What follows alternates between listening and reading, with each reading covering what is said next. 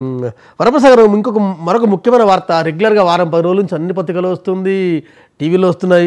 జగన్‌కు తిరుగుబాట్ల భయం పట్టుకుంది. ఏదో ఒక రోజు వైసీపీలో సంక్షోభం వస్తుంది. దాదాపు 40-50 మందిని సిట్టింగ్‌లో మారుస్తున్నారు. తర్వాత స్థానాలు మారుస్తున్నారు. రకరకాల వార్తలు వస్తున్న నేపథ్యంలో తిరుగుబాట్ల భయం పట్టుకుందంటే ఏం చెప్తారు? ఒక భయమేమో సొంత పార్టీ నుంచి, ఇంకొక భయమేమో ఫ్యామిలీ షర్మిల నుంచి. ఎట్లా చూస్తారు ఈ వార్తను?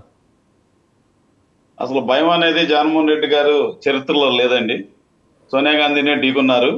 అలాంటి వర్షం అయితే ఏమీ లేదు. కానీ కొంతమంది నాయకుల్ని, ఎమ్మెల్యేలని, కొంతమంది క్యాండిడేట్ని మార్చడం మాత్రం వాస్తవం. ఎందుకంటే వాళ్ళ గ్రాఫిక్స్ తగ్గో లేకపోతే ఇంకా ఫర్దర్ గా వాళ్ళు సరిగా చేయలేకపోతేనే మార్చడం అనేది జరుగుతుంది.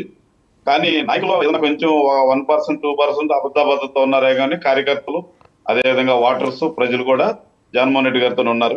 మళ్ళీ 2024లో ఆంధ్రప్రదేశ్ లో వైఎస్ జగన్మోహన్ రెడ్డి గారే ముఖ్యమంత్రిగా ఉంటారు. రైట్. ఏం చెప్తారు సాహెబ్ గారు?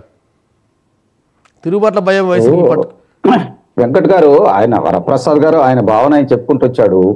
మేమేమంటామంటే ఏదైనా కానీ పక్క రాష్ట్రాలతో కంపేర్ చేసుకోవటం ఒకటి, ఈ రాష్ట్రంలో జరుగుతున్నటువంటి విధానాలు చూడండి. నేను చట్టాల గురించి ఇందాక కూడా చెప్పుకుంటా వచ్చా. అవునవును. అసలు సంక్షేమం, అభివృద్ధి అనేది రెండు చక్రాలు లాంటి. ఏదైనా కానీ ప్రభుత్వం ముందరికి వెళ్ళాలంటే